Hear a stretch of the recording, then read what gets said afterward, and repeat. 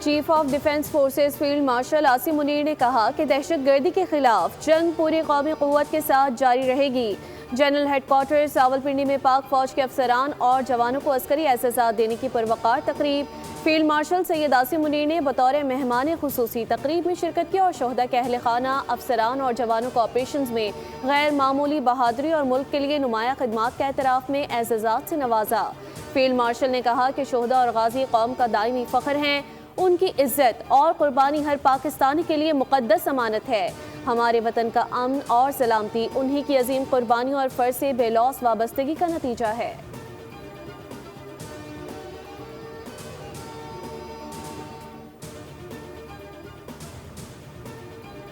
چین اور پاکستان کے درمیان سفارتی تعلقات کے قیام کی 75ویں سالگرہ پر تقریب۔ صدر آصف علی زرداری نے خطاب میں کہا کہ چین کے ساتھ دوستی پاکستان کی خارجہ پالیسی کا بنیادی ستون ہے۔ پاکستان اور چین نے ہمیشہ ایک دوسرے کے بنیادی مفادات کا دفاع کیا۔ وزیر اعظم شہباز شریف نے کہا پاکستان نے ہمیشہ ون چائنا پالیسی کی حمایت کی ہے۔ زراعت میں جدت کے لیے چین پاکستان کی مدد کر رہا ہے۔ سیلاب ہو یا کوئی بھی آفت، چین نے بے مثال ساتھ دیا۔ چین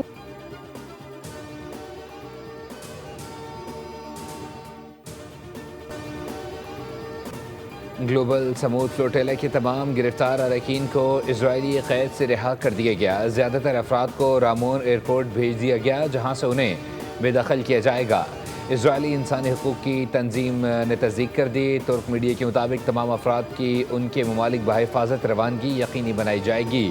غزہ کے لیے امدادی قافلے میں سوار کارکنان کو کڈزیو کے حراستی مراکز میں رکھا گیا تھا۔ اس قافلے میں معروف سماجی شخصیت عبدالستار عیدی کے پوتے سعد عیدی بھی شامل تھے۔ سمود فلوٹیلا ارکان سے اسرائیلی وزیر کی بدسلوکی پر دنیا بھر میں غصہ۔ پاکستان سمیت کئی ممالک نے اسرائیلی سفیروں کو طلب کر کے احتجاج ریکارڈ کروایا۔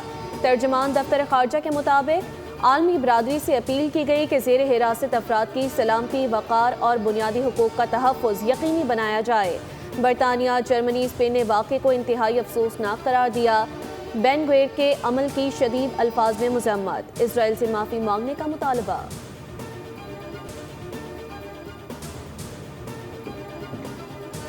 امریکہ ایران مذاکرات کی بحالی کمیشن۔ وزیر داخلہ محسن نقوی کی ایرانی وزیر خارجہ عباس اراغچی سے ملاقات۔ امریکہ اور ایران کے درمیان پیغامات کے تبادلے کی تصدیق۔ گزشتہ روز وزیر داخلہ کی ایرانی صدر مسعود پزشکیان سے ملاقات ہوئی۔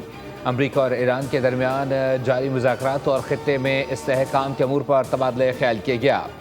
دونوں فریقین نے علاقائی تعاون اور استحکام کو فروغ دینے کی اہمیت پر زور دیا۔ ایرانی صدر نے پاکستان کی جانب سے خطے میں امن و استحکام کے لیے کی جانے والی کوششوں کو سراہا۔ وزیر داخلہ محسن نقوی نے بھی بات چیت اور افہام و تفہیم کے عمل کو جاری رکھنے کی اہمیت پر زور دیا۔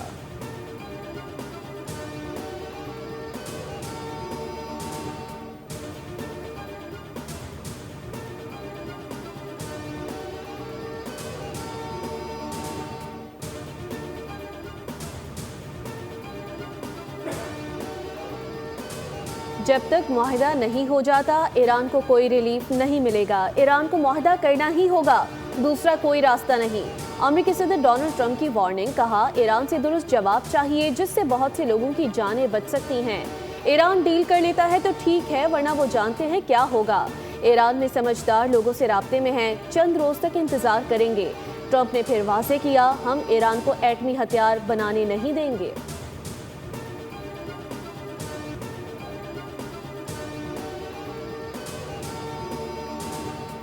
دباؤ اور جبر سے ایران کو ہتھیار ڈالنے پر مجبور کرنا خام خیالی ہے۔ ایران نے ہمیشہ اپنے وعدوں کی پاسداری کی۔ ایرانی صدر مسعود پزشکیان نے کہا ہے کہ ہم نے جنگ سے بچنے کے لیے ہر ممکن راستہ اختیار کیا۔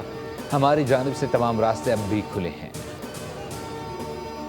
بھارت دہشت گردوں کی سرپرستی کرتا ہے۔ T T P, B L A اور مجید بریگیڈ بھارت کے پراکسی گروہ ہیں۔ پاکستانی کونسلر سائمہ سلیم کا اقوام متحدہ کی سلامتی کونسل میں بیان۔ کہا افغان سرزمین سے حملوں کی منصوبہ بندی اور سہولت کاری ہوئی۔ پاکستان نے دہشت گردوں کے ٹھکانوں پر درست آپریشن کیے۔ طالبان حکومت کے الزامات گمراہ کن مہم کا حصہ ہیں۔ بھارت میں مسلمانوں سمیت اقلیتوں پر ظلم معمول بن چکا۔ سنتاس معاہدے کو بھارت نے معطل کر رکھا ہے۔ پاکستان امن، مکالمے اور قانون کی پاسداری پر یقین رکھتا ہے۔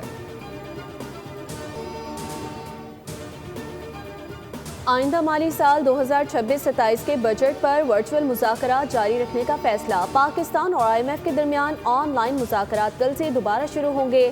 بجٹ اہداف طے کیے جائیں گے۔ IMF نے پاکستان سے 3 سالہ میکرو اکنامک فریم ورک طلب کر لیا۔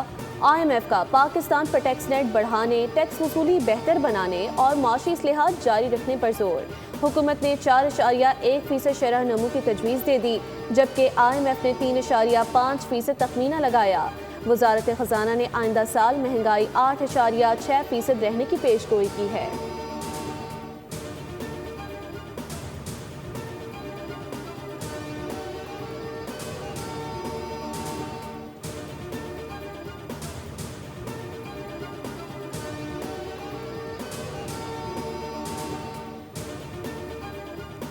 پرنس رحیم آغا خان پنجم کے پہلے سرکاری دورہ پاکستان پر اعزاز میں خصوصی تقریب۔ وزیر اعظم نے پرتپاک خیر مقدم کرتے ہوئے امن، استحکام اور بین الاقوامی شراکت داروں کے ساتھ تعمیری روابط کے فروغ کے لیے ان کے عزم کو سراہا۔ آغا خان ڈیولپمنٹ نیٹ ورک کے دیرینہ شراکت داری کو اجاگر کرتے ہوئے دیہی ترقی، صحت اور تعلیم کے شعبوں میں خدمات کو خراج تحسین پیش کیا۔ وزیر اعظم نے مرحوم پرنس کریم آغا خان چہارم کی پاکستان کے لیے 7 دہائیوں پر محیط خدمات کے اعتراف میں یادگاری ڈاک ٹکٹ بھی پیش کیا۔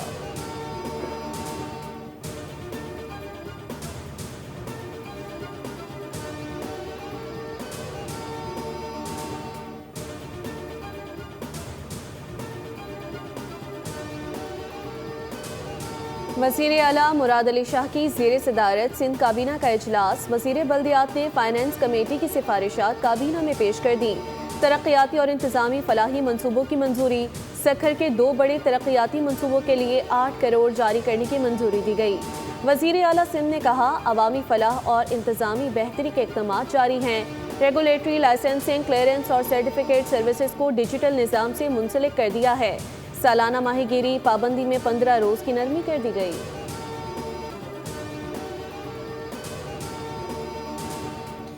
گندم کی ذخیرہ اندوزی پر سخت ایکشن ہوگا۔ گندم صوبے سے باہر لے جانے پر پابندی ہے۔ چاہتے ہیں گندم مارکیٹ میں آئے اور عوام کو سستا آٹا ملے۔ سینئر وزیر سندھ شرجیل انعام میمن کی نیوز کانفرنس، کہا اوپن مارکیٹ میں گندم نہ لائی گئی تو کارروائی ہوگی۔ بے نظیر ہاری کارڈ کے ذریعے لاکھوں کسانوں کی مدد کی گئی۔